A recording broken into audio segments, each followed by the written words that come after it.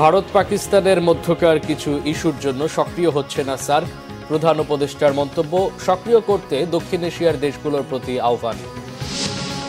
শেখ হাসিনাকে ভারত ফেরত পাঠাবে আশা উপদেষ্টা আসিফ মাহমুদের। রাজনৈতিক সিদ্ধান্ত হলে উদ্যোগ নেবে পররাষ্ট্র মন্ত্রণালয়। ন্যূনতম সংস্কার শেষেই নির্বাচনের আশা মির্জা ফখরুলের। সমালোচনা মানেই সরকারকে ব্যর্থ করতে চাওয়া নয়, মন্তব্য রিজভির।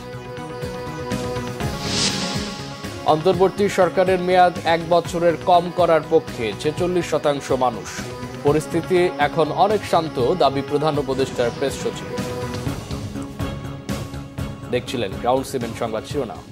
সার্ককে সক্রিয় করতে দক্ষিণ এশিয়ার দেশগুলোকে আবারও আহ্বান জানিয়েছেন অন্তর্বর্তীকালীন সরকারের প্রধান উপদেষ্টা অধ্যাপক মোহাম্মদ ইউনূস। প্রধান উপদেষ্টা বলেন, ভারত পাকিস্তানের মধ্যকার কিছু ইস্যুর জন্য সার্ক সক্রিয় হচ্ছে না। দুটি দেশের মধ্যকার সমস্যা অন্য দেশগুলোকে প্রভাবিত করা উচিত নয় বলেও মন্তব্য করেন তিনি। South Asian Association for Regional Cooperation অনকোলজির SFOর একটি আলোচনায় ভিডিও কনফারেন্সে যুক্ত হয়ে এসব কথা বলেন প্রধান উপদেষ্টা। এ সময় তিনি সার্ক ফেডারেশন অব অনকোলজিস্ট SFOর প্রতিষ্ঠাতা অধ্যাপক ডাক্তার ABMF করিমের অবদান শ্রদ্ধার সঙ্গে স্মরণ করেন। বলেন, সার্ক যে ক্যান্সার চিকিৎসাকে বিশেষভাবে গুরুত্ব দিচ্ছে, এটা অত্যন্ত জরুরি ও অনুপ্রেরণামূলক। দক্ষিণ এশিয়ার দেশগুলো সার্ককে সক্রিয় করে তোলার মধ্য দিয়ে লাভবান হবে বলে উল্লেখ করেন প্রধান উপদেষ্টা। বলেন, প্রতি বছর দক্ষিণ এশিয়ার নেতারা যদি সাক্ষাৎ করেন, একসঙ্গে দাঁড়িয়ে ছবি তোলেন, তাহলে গোটা বিশ্বের কাছে বার্তা যায় যে সবাই একসঙ্গে আছে।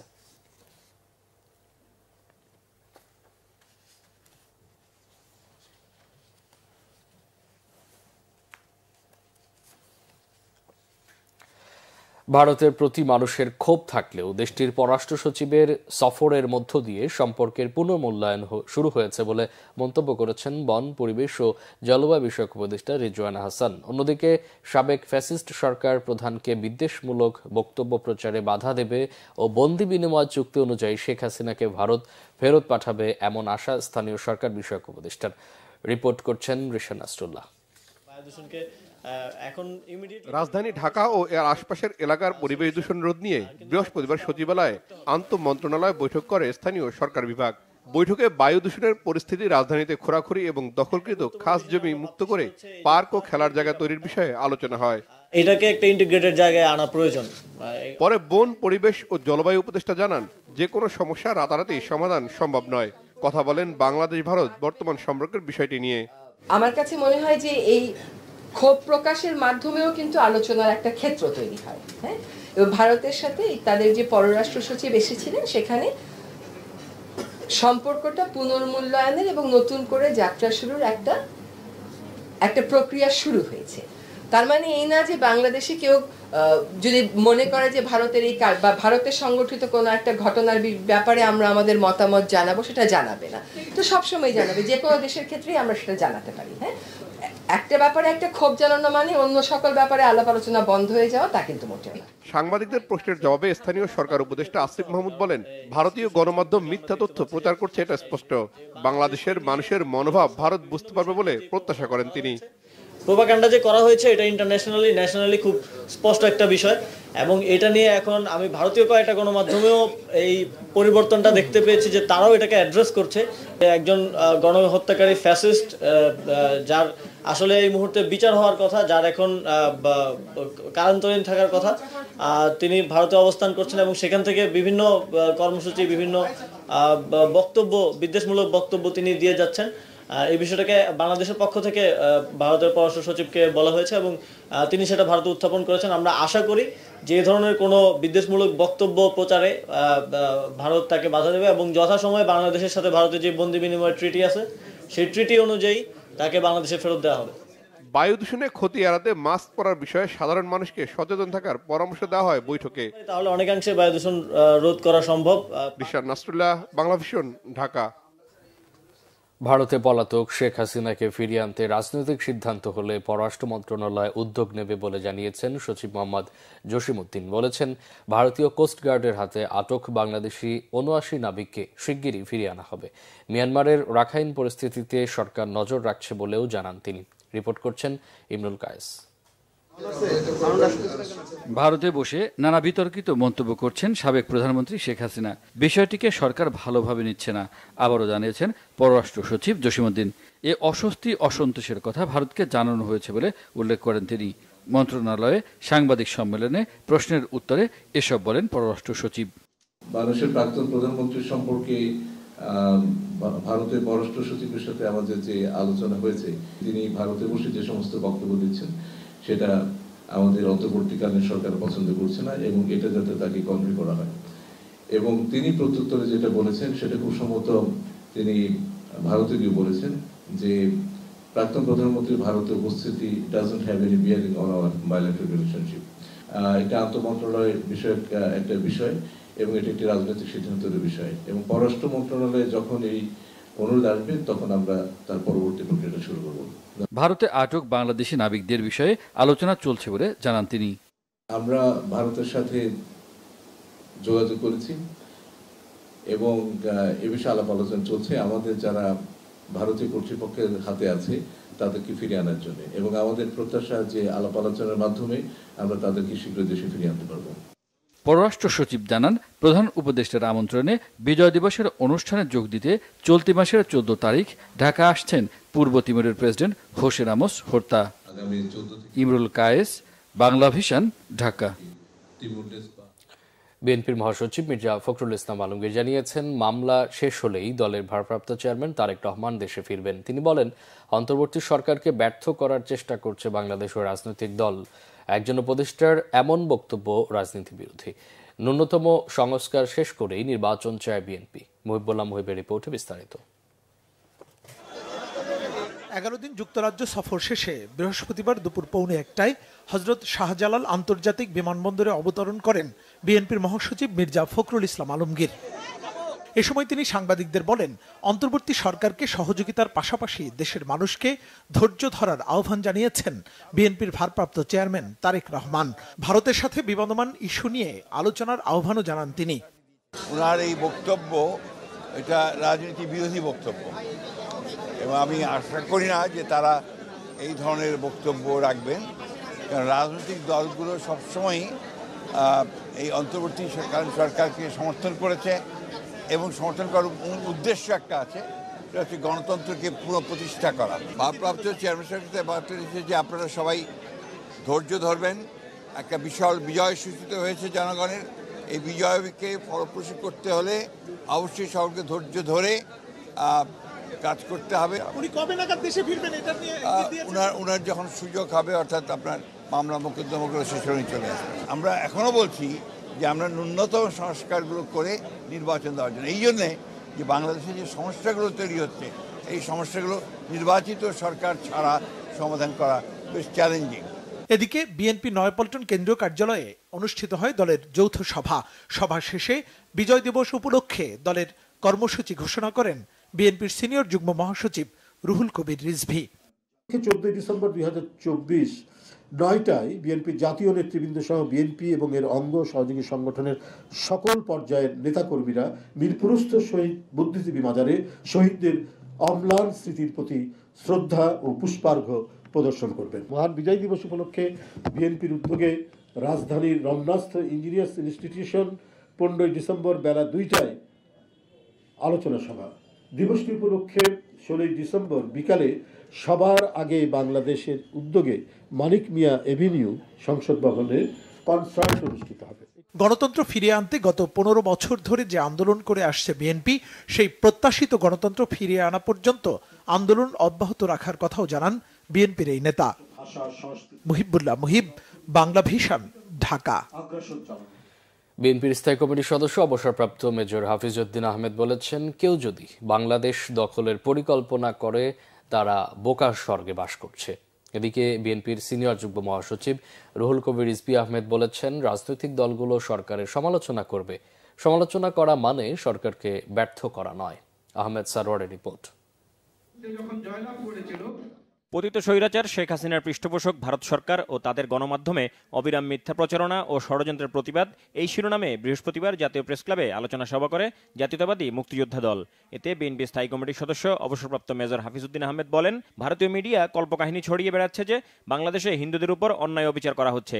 এ ধরনের কল্পকাহিনী ছড়িয়ে তারা বিশ্বকে দেখাতে চায় বাংলাদেশে কারো জীবন নিরাপদ নয়। এ ধরনের অপতৎপরতার নিন্দা জানান তিনি।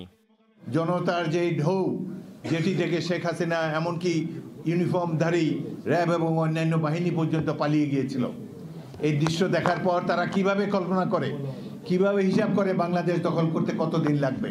ভারত তাদের মনটা অত্যন্ত ক্ষুদ্র, প্রত্যেকটি প্রতিবেশী রাষ্ট্রকে তারা বিষিয়ে তুলেছে। বাংলাদেশের মতো সাম্প্রদায়িক সম্প্রীতি পৃথিবীর কোনো রাষ্ট্রে নাই।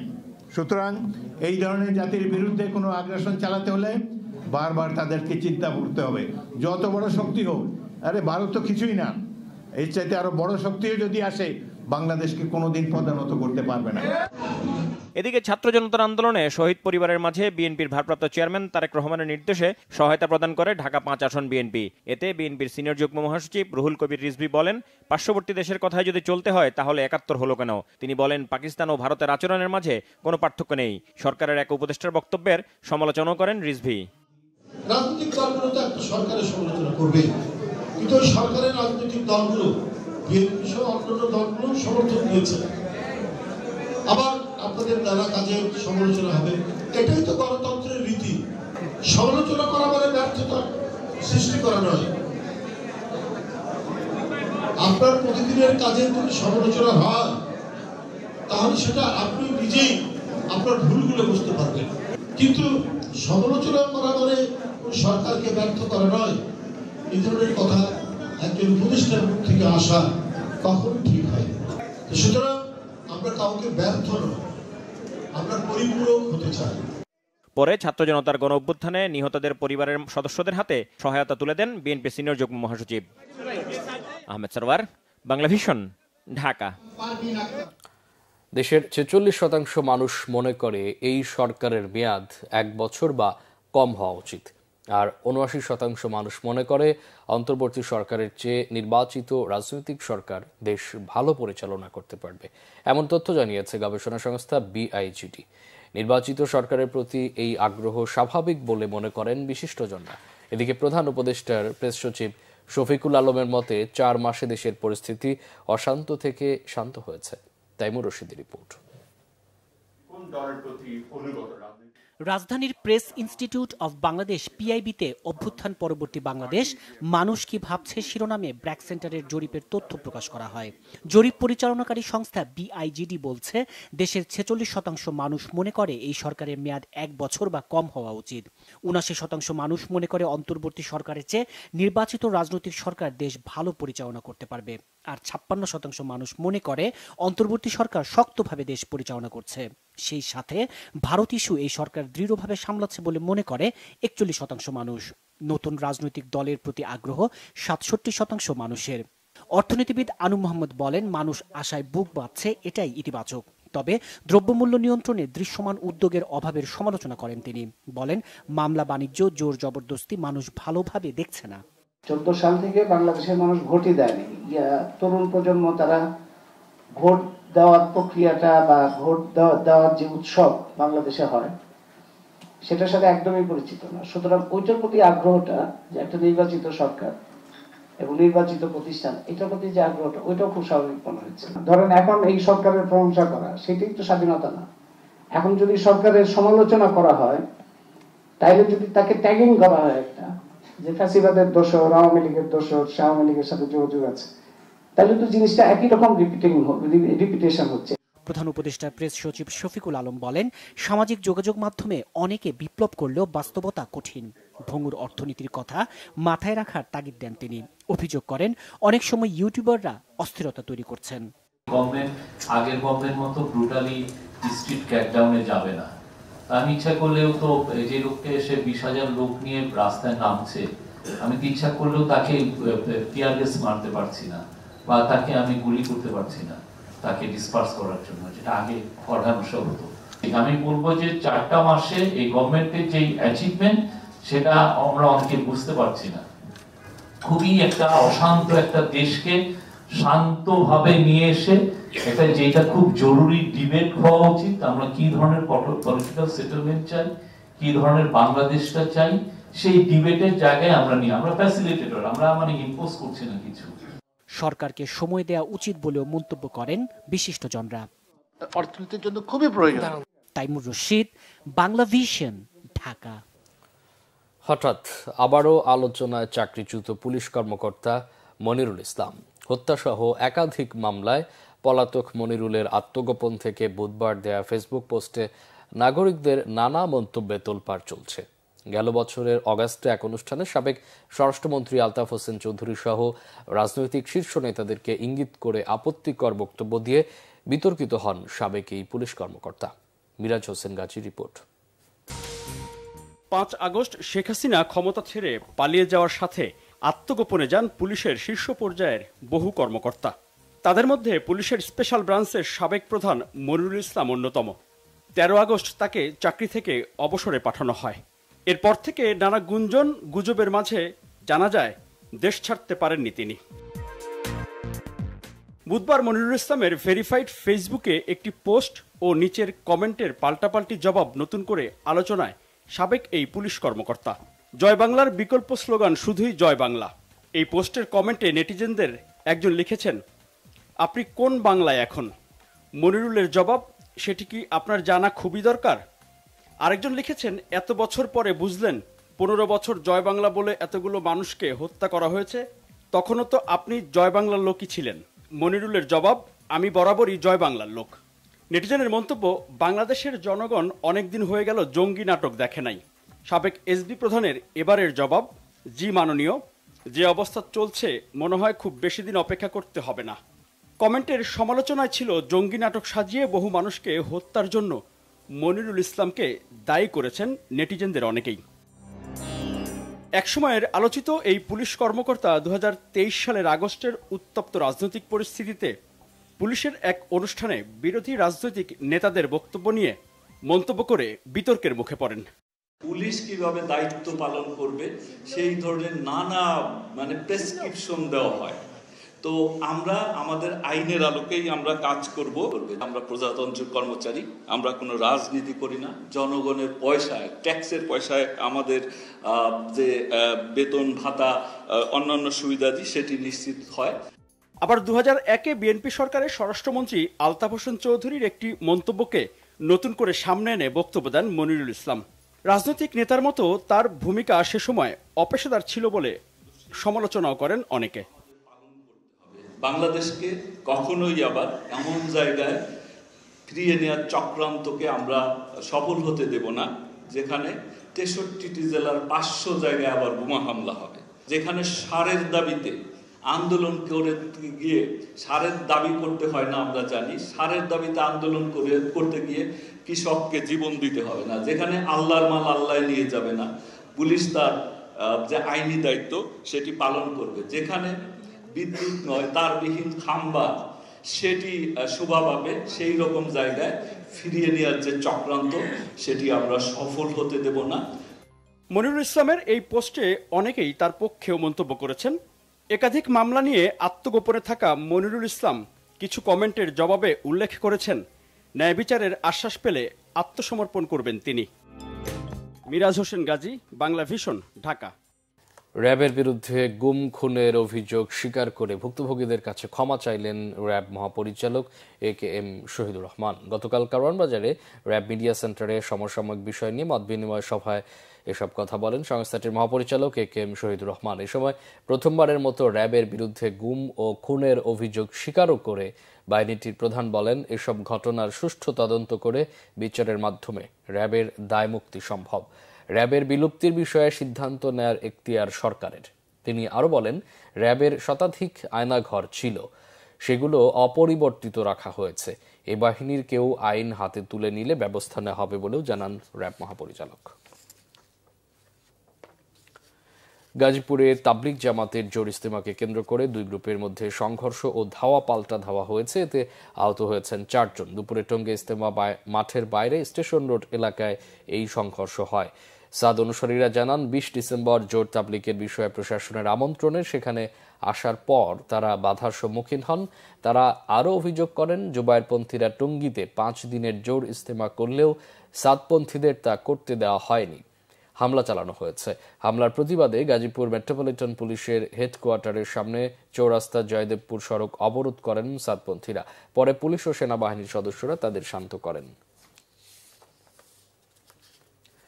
বিএনপির স্থায়ী কমিটির সদস্য ডক্টর আব্দুল মঈন খান বলেছেন, স্বৈরাচারেরা আবার ফিরে আসার চিন্তা করছে, তবে বোকার স্বর্গে বাস করছে তারা। এদেশের ছাত্র জনতার শক্তির কাছে স্বৈরাচার পরাজিত হবেই। বিকেলে নরসিংদীর পলাশ উপজেলা অডিটোরিয়ামে মঈন খানের প্রয়াত বাবা বিএনপির প্রতিষ্ঠাতা সদস্য আব্দুল মোমেন খানের 40তম মৃত্যুবার্ষিকী উপলক্ষে স্মরণসভা ও দোয়া মাহফিলে তিনি এসব কথা বলেন। মঈন খান আরও বলেন, অগাস্টে নরসিংদীর ছেলেরা বাংলাদেশ এবং বিশ্ব ইতিহাসে স্থান করে নিয়েছে। আবারও যদি কেউ দেশের ক্ষতি করতে চায় তাদের প্রতিহত করা হবে। দ্রুত সংস্কার শেষে নির্বাচনের ব্যবস্থা করতে অন্তর্বর্তী সরকারের প্রতি দাবি জানান তিনি। সংবাদ শেষ করব ক্রাউন 7 শিরোনামগুলো আরেকবার জানিয়ে।